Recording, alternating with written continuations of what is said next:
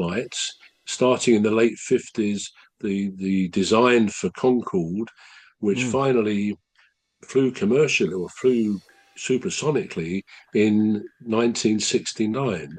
So if you think of that, from 1903, when the Wright brothers first just got off the ground for 12, I don't think I said before, they got off the ground for 12 seconds, and Right. their flight, recorded as the first human-powered flight, manned flight, was less than the length of a jumbo jet, a 747 or an A380. It was actually less, but it was still flight. So the seeds were sown. But from then, 1903, to when Concorde was flying supersonically, 1969, 66 years, which is a phenomenal progression when you think about it.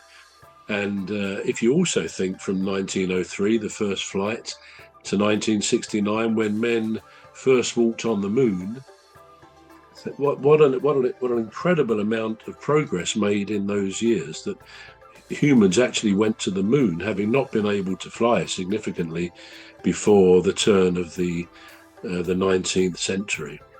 So that's progress of flight to date. So it brings us to the aeroplane itself. Now I'm going to ask you both, Jerome and Cuz, are you nervous of flying? I think I know you are, Cuz, but let me know, both of you. If you can tell us, Cuz, first. I know you're a bit apprehensive, but are you apprehensive to the point that you wouldn't fly at all? Well, I would fly. I would fly. Only for business. Only for business. Right? Not Pleasure. pleasure. Pleasure. It would have to be pleasure that is right up my street. So like a pleasure that I think I'm gonna get wife out of, if that makes sense. It's gonna Sort of, yeah. there's a relationship at the end of this flight, Yeah. guaranteed. Guaranteed. No, it's not one I'm gonna be going for trials for, Oh yeah, let's see if it works or if it doesn't work. It's a definite. It's a definite yes, if you know what I mean. And it's like, oh, yeah, you have to get on this flight. Otherwise, you wouldn't be able to marry this beautiful, lovely lady. I'll be like, do I have to? And they say, yes, you have to, Mr. Hikins. And I would say, all right, then I'll get on the flight. But other than that, I'm quite happy just, catching the bus or driving or getting on the Euro train, yeah. So, What about seeing other parts of the world that you might have on a bucket list, or some of the great iconic features of the world? Would you not be interested in? You have to have this reward to make you fly. I can understand that. It's sort of carrot and stick, isn't it? You want the yeah, carrot, but are you saying you would never go and see, I don't know, the Eiffel Tower in Paris? You wouldn't fly over there? yeah. I'm not interested in the Eiffel Tower. Not any other, not any other attractions, but Northern Lights, Eiffel Tower, what else? The Great Pyramids of Egypt. I'm not interested. I'm quite happy seeing it on the television. Yeah. I'm not interested in landscapes or whatever. No, doesn't interest me. So no, I wouldn't get on that flight. What about Jerome? Okay, personally, I've got no phobia for flights. Yeah, Ah. I've got no phobia. I've got no fear of flying. Yeah, I think it's a great invention, and it makes life easy. Rather than going on a road journey for like 4 or 5 hours, it's something you can do within 15, 20 minutes, if possible. Yeah. So it's a good invention, and I've got no phobia for it. For me, it's good.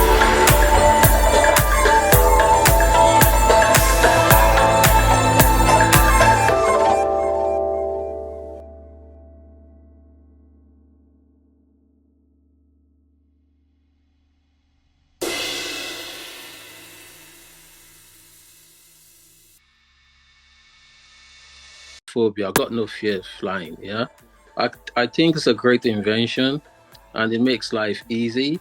Rather than going on a road journey for like 4 or 5 hours, it's something you can do within 15, 20 minutes, if Yeah. possible. So it's a good invention, and I got no phobia for it. For me, it's good. What can Have I? you flown much? Have you flown much before, Jerome? Actually, I haven't flown much. I've flown a couple of times, yeah, but not really much. But I've got no phobia for flight. No phobia. No, that's good. Can I just ask my friend, my good friend Jerome, a question? What about the lovely views? You know, you're driving on the motorway, or you're on a coach on the motorway, and there's all these lovely views. You don't get that when you're flying. It's clouds and bump, and and turbulence. What about that? Okay, yeah, it depends on. It gets to a stage whereby you see some views and they are breathtaking, because Right. seeing Okay. them from above, it's a different perspective than you just going on the coach or driving along the road. You capture the view, like the entire view Yeah. altogether. Yeah. So it's a different thing entirely, and it's a Yeah. different feeling.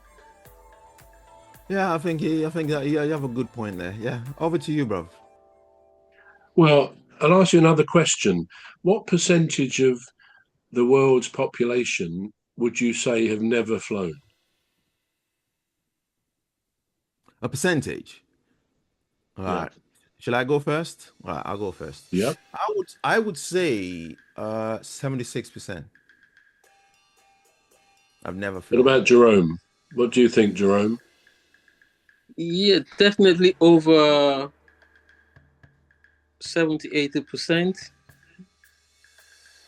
Yeah, I'd say Because you're both very close to it.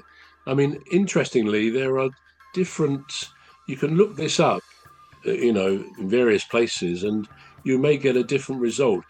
As far as I can see, the most regularly quoted percentage is about 80 to 85% Wow. of the world have never flown. Now that's actually quite a remarkable statistic, isn't it? Because the planet, there's about 8 billion people, just Wow. under 8 billion people, and when you think of that, 80% are likely never to have boarded an aeroplane. Wow. That is quite remarkable, and probably a big part of that comes back to this flying fear. But sometimes, well, let me ask you another question.